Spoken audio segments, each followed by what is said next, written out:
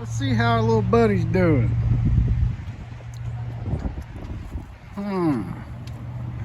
Like he's hanging tough.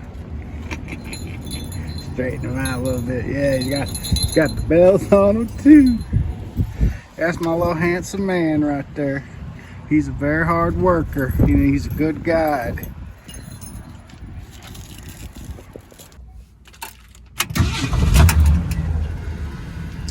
Let's finish gassing up. I'm here near the Alabama-Tennessee state line. I wanted to show you something. My recent newest addition that is really a game changer for me. It's a 12-volt Bouge RV 30-quart cooler. Now I'm able to stay on top of my diet. I lost a lot of food last summer because of having to throw it out, ice melting and then ruining it and everything else. But running that on that EcoFlow Delta 2, it's been an absolute game changer.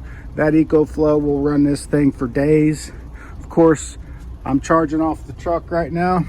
I've got an 18 amp Victron charger at the house waiting on me. I've got this. It's a 6-panel fuse connector. And that Victron's going to be going into that 150 amp hour lithium ion phosphate deep cycle battery, house battery. And then from there, it'll push into this EcoFlow. And I'm at some point maybe going to do a step up converter to 24 volts to double the charge rate to this thing. Charge this thing at, I think, up to like 300, 200 something watts at a time. I don't want to push it too much because right now when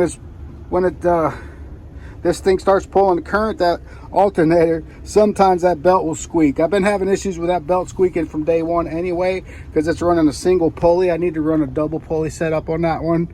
So anyway, this is how we're looking right about now. Work in progress. I just got a bunch of tools back there for carpentry, so got a game plan here. I know I haven't been giving updates lately. I've been working a lot, but I've been earning the money that I needed to get the things done that I got to do to improve this van situation and other things.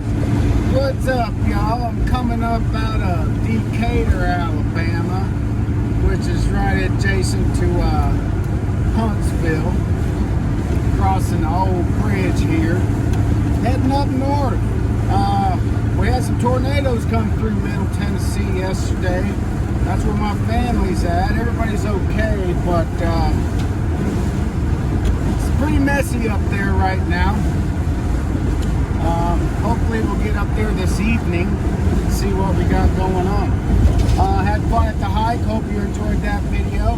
Sorry I haven't been around much. I've been working. More to come. Out here in Pulaski, Tennessee, hanging out at the Walmart. Stopped. I was looking at my ETA on getting up to my family's town, and I can do it, but I'll be driving after dark more than I would like, and then I'll just feel like crap by the time I got up there. So I decided I'm gonna stop about 60 miles short of there. Good sized town. It's got a Planet Fitness, so I can take a shower and all that good stuff. And there's another Cracker Barrel. Yeah, but once I get up to Mama's house, got some logistics to work out, but we'll have a good place to work on the van to make this next batch of improvements. And it's going to be nice. As far as the AOD transmission, it is in the shop. I went to Georgia, picked up the core. It's in the shop. It's actually next in line to get him started on a rebuild. I'll be honest with you, I may just end up holding on to that until I get in putting in a whole new power plant along with it. That way we can put it all together right there in the shop and then just throw it in all at once. We'll see, you know. It all comes down to a matter of timing and opportunity. But right now, this old C4 with them 3 speeds of here, there, and gone.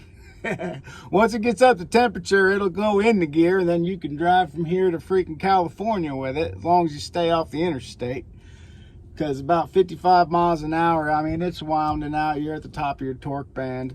So you don't really want to do much higher than that. And plus, this thing doesn't have sway bars. These second generation Econolines is kind of like a beta model, beta tester. They're still figuring things out. So if you consider the about 2 feet that they added to the top for this camper, like it's like it's like driving a freaking sailboat down the road sometimes. So There is some sway bar kits that you could put on here. One of them requires drilling a hole through the I-beam, and I ain't doing that. So we'll see. In the meantime, this is one of those vehicles you just gotta know how to drive it, man. Take your time, pump them drum brakes. They're in good shape. They will stop you, you know, and it helps to just know what you're doing with them. Anyway, driving on. I'll check in with you once I get up. All right, so this is the spot. I'm backed in. We're right by the interstate over there. I-40. There's Logan's Roadhouse down the road. All kind of restaurants, Holiday Inns, hotels. Yeah, there's that big in there. That's like a 36 or footer or something. But yeah, that's a house. All right, I was checking my parking lights, make sure they're working and everything. Yeah, I got new bulbs all the way around. But I think this is gonna be a good spot. I'm right up on the curb there. I got trash. This light's out, which is great, because sometimes those lights are annoying. So yeah, this is cool. Okay, I'm all set up here at the Cracker Barrel. I just wanted to show you my setup. I just recorded a whole diatribe about it, but I realized I didn't hit the record button. So anyway, I left the truck running with the heat on while I was setting up. Got my buddy heater there. That in combination with this fan right here, which I have connected to this battery, which is charging. But that fan really helps circulate that. It's just a little 2-watt fan, nothing crazy, but just enough to circulate airflow and good heat distribution, because otherwise all the heat just goes up in here. Got a rug up over this back window. There's a couple of pieces of foam insulation that's packing materials from my work. I roll this up when I'm driving so that I could see. Of course, I've showed you my fridge, and I got the front closed off, but I still have access to the seat here so I can sit down. I've got a bean bag, and I set it like that when I'm sleeping, but it's not just round, it's like a seat style. So sometimes what I'll do, I'll sit it right there, and then I'll just put my feet right there on that bar. Super comfy, leaned up against that wall and be watching YouTubes and stuff. Yeah, and also I can set it down here. That way, if somebody is, for whatever reason, sleeping, I can take this chair here, lean it back, and then we've got a little bit of a bed here. Anyway, haven't tried that yet. Oh yeah, that's much better. Yeah. That seat doesn't lean all the way back, but it does lean back quite a bit farther than that. You can make it work if you need to. And like I said, I've got a whole nother bunk. It's put up, packed up, but it goes right on top of this bunk. And then, yeah, you can sleep 2 people on the bunk. Anyway, here we are, Cracker Barrel chilling. I'm about to go inside and see what they have to offer. Of course, I got food here, but I just want to check it out. Cracker Barrels are always cool.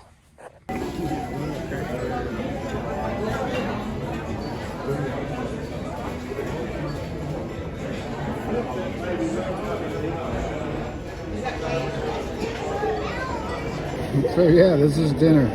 It's just a bowl of pintos, and I threw in some corn and a whole bunch of black pepper. I love it.